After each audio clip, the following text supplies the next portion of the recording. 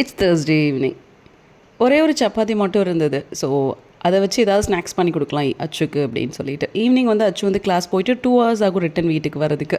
So அது வரைக்கும் ஃபில்லிங்காக இருக்கணும்னு சொல்லிட்டு தான் இந்த சப்பாத்தி வச்சு ஒரு கொத்து சப்பாத்தி மாதிரி பண்ணலாம் அப்படின்னு சொல்லிட்டு. சப்பாத்தியை வந்து குட்டி குட்டியாக கட் பண்ணி வச்சுட்டு கேரட், கேப்சிகம், ஆனியன் எல்லாத்தையும் போட்டு சாப்பரில் போட்டு நல்லா வந்துட்டு சாப் பண்ணிவிட்டு அது கூட வந்துட்டு 2 எக்கும் உடச்சி ஊற்றி லைட்டாக சால்ட்டும் மிக்ஸ் பண்ணி நல்லா பீட் பண்ணணும். சூப்பராக ரெடி ஆகிடும். கடாயில் வந்து ஆயில் ஊற்றிட்டு நம்ம ரெடி பண்ணி வச்சுருக்க அந்த பேஸ்ட் இருக்கு இல்லையா, அதை ஊற்றி நல்லா மிக்ஸ் பண்ணி நல்லா வெந்ததுக்கு அப்புறமா நம்ம கட் பண்ணி வச்சுருக்க சப்பாத்தியை போட்டு நல்லா மிக்ஸ் பண்ணி எடுத்தோம் அப்படின்னா சூப்பராக ஸ்நாக்ஸ் ரெடி ஆகிடும். இது சாப்பிடும்போது பயங்கர ஃபில்லிங்காகவும் இருக்கும். நல்லா நிறைய வெஜிடபிள்ஸ் எல்லாம் சாப்பிட்ட மாதிரி ஒரு ஃபீல் இருக்கும். ஸோ எனக்கு வந்து ஃபில்டரோட டிகாஷனையும் இன்ஸ்டன்ட் காஃபியோட பவுடரை மிக்ஸ் பண்ணி காஃபி போட்டு குடித்தா ரொம்ப பிடிக்கும்.